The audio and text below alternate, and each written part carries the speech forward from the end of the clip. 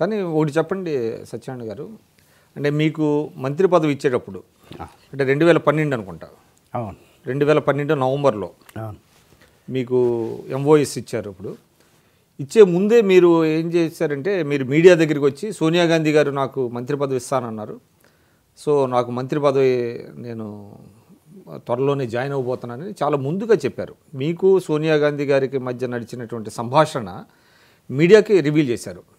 ఆ విధంగా చేయటం ద్వారా అంటే ఒక ప్రధానమంత్రి హోదాలో ఉన్నటువంటి మన్మోహన్ సింగ్ గారు, ఎందుకంటే he is the prime minister, he was the prime minister then, ఆయన ప్రెరాగేటివ్ ఎవరిని తీసుకోవాలి ఎవరిని తీసేయాలి అనేటువంటిది. ఆ విధంగా మీరు ఏం చేశారంటే మన్మోహన్ సింగ్ గారి కంటే సోనియా గాంధీ గారు ఒక మెట్టు పైన ఉన్నారు అనేటువంటి భావన ప్రజల్లో కల్పించారు. అది మీరు అనాలోచితంగా చేసి ఉండొచ్చు, లేదంటే అవుట్ ఆఫ్ మీకున్నటువంటి అభిమానంతో చెప్పచ్చు, కానీ అది పార్టీకి నష్టం కాదంటారా? లేదు, అసలు నేను అట్లాంటిది ఏం చెప్పలేదు. మీరు ఒకసారి అంటే ఇఫ్ యు రికాల్ తెలుస్తుంది తమరికి ఏంటంటే, రెండోసారి నేను ఎంపీ అయిన తర్వాత ఒకసారి నన్ను మంత్రి పదవి నాకు ఇస్తున్నారు అనేసి అఫీషియల్ లిస్టులో స్క్రోలింగ్స్ వచ్చినాయి. 2 hours 2 hours అఫీషియల్ లిస్ట్ వచ్చింది. రేపు పొద్దున ఎక్స్పాన్షన్ ఉంది, ఇంతమందిది లిస్టు అనేసి ప్రైమ్ మినిస్టర్ ఆఫీస్ నుండి ఒక లిస్ట్ వచ్చింది. పిఎంఓ నుంచి వచ్చింది. పిఎంఓ నుండి వచ్చిన దాన్ని తీసేసిండ్రు. మళ్ళీ నెక్స్ట్ డే నన్ను విలువలేదు. తర్వాత మళ్ళీ ఇంకోసారి అయింది. అంటే ఎందువల్ల జరిగిందంటే ఒకసారి రాజశేఖర రెడ్డి గారు ఏం చేసిరంటే, ఆయన బెత్లెహేం పోయిండే, ఇజ్రాయెల్ పోయిండే. అక్కడ ఆయన ఉన్నప్పుడు ఇక్కడ స్క్రోలింగ్ వస్తుంది.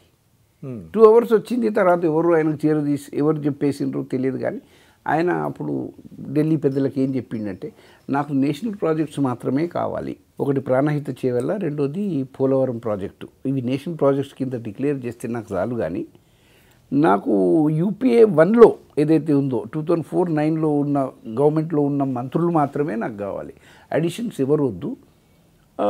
ఒక సాయి ప్రతాప్ గారు నా మిత్రుడు, సీనియరు, ఆయనకి ఇస్తే చాలు ఈ రెండోసారి టర్మ్లో. కాబట్టి నాకు ఈ టర్మ్లో ఒక్కటే ఇవ్వండి సాయి ప్రతాప్ను, ఇంకా కొత్త వాళ్ళని ఇంకెవరిని పెట్టొద్దు దాంట్లో, నాకు ఓన్లీ నేషనల్ ప్రాజెక్ట్స్ ఇవ్వండి అనేసి అట్లా నా పేరు కట్ చేయించింది ఆయన. అది పోయింది. తర్వాత ఇంకోసారి ఏమైంది, మళ్ళీ ఎక్స్పాన్షన్ అయింది. రాజశేఖర రెడ్డి గారు అప్పుడు బహుశా లేరు అనుకుంటా. తర్వాత ఎక్స్పాన్షన్ అయినప్పుడు కూడా నా పేరు వచ్చిన కొందరు పోయేసి డెలిగేషన్, ఆయన రాజీనామా కూడా చేయలేదు, అట్లాంటి వానికి మీరు మంత్రి ఎట్లా ఇస్తారు, ఇది అది అనేసి ప్రైమ్ మినిస్టర్ దగ్గర పోయి చెప్పుకున్నారు. ప్రైమ్ మినిస్టర్ మళ్ళీ ఎక్కడ చెప్తే అప్పుడు ఆగింది. అందుకే ఫైనల్గా నేను మంత్రి అయ్యే ముందు సోనియా గాంధీ గారు ఏం చెప్పారంటే, సర్వే I'm taking you as MOS first, then I will go for your elevation అన్నది అమ్మగారు. నేను అర్థమైంది, నాకు ఎంఓఎస్ మినిస్ట్రీ ఇస్తుంది. అట్లా కాదు, నేను ఎందుకు చెప్తున్నా అంటే సోనియా గాంధీ గారికి మీకు మధ్య జరిగినటువంటి ప్రైవేట్ సంభాషణ. ఇది నేను చెప్పలే బయట, మీరు మీడియాలో చెప్పినట్టు లేదు, నేను అదే చెప్తున్నా మీకు. ఆమె పిలిచి ఏం చెప్పిందంటే, సర్వే I'm taking you as MOS first, then I will go for your elevation అన్నది. అర్థమైంది నాకు. మళ్ళీ చెప్పించిన అమ్మగారితో అన్నప్పుడు నేను అన్నా, మేడం ఐఎమ్ సారీ మేడం. అప్పుడు ఏమన్నదంటే, but don't reveal this to anyone, it should not appear in the news channels and newspapers, last minute anything may happen అన్నది.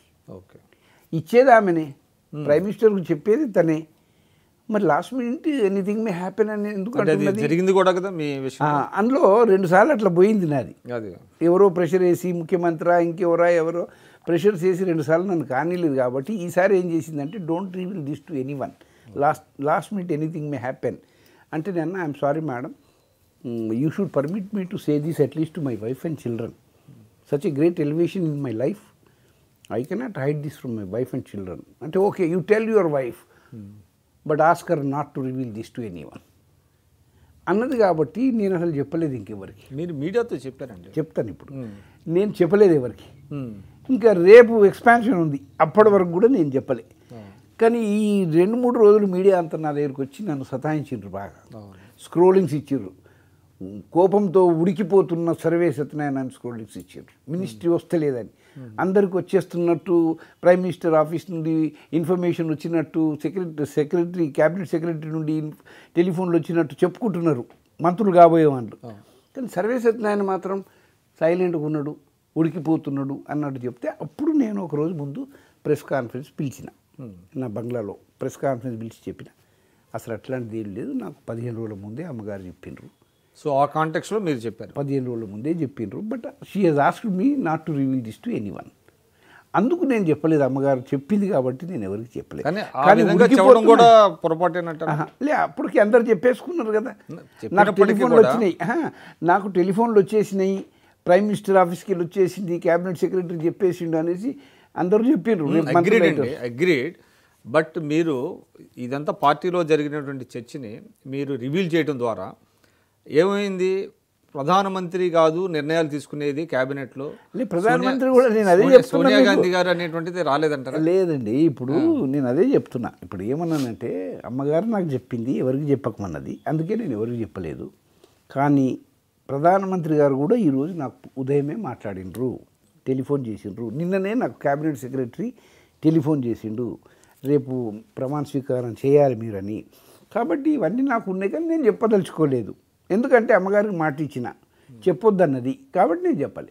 బట్ రేపు చూడండి మీరు, నేను ప్రమాణ స్వీకారం చేయబోతున్నా, రేపు ఖరాఖండిగా చెప్తున్నా, రేపు నేను మంత్రిని అవుతున్నా అనేసి ఆ విధంగా చెప్పిన. ఎందుకంటే అట్లాంటి స్క్రోలింగ్స్ మీడియాలో వచ్చినాయి కాబట్టి, అరే మినిస్ట్రీ రాదేమో ఉడికిపోతున్నాడు. అదిగాక కాన్స్టిట్యున్సీలో ఉన్న అభిమానులందరూ, నన్ను మంత్రిగా చూడాలనుకున్న వాళ్ళందరూ ఏందిరా మా సార్కి వస్తలేదు, అందరి పేర్లు వస్తున్నాయి, ఈయన ఏం చెప్తలేడేంటి అన్నందుకు ఒక మెసేజ్ ఇచ్చిన. ఎవరు కూడా అధైర్యపడొద్దు, తప్పకుండా రేపు నేను ప్రమాణ స్వీకారం చేస్తున్నాను.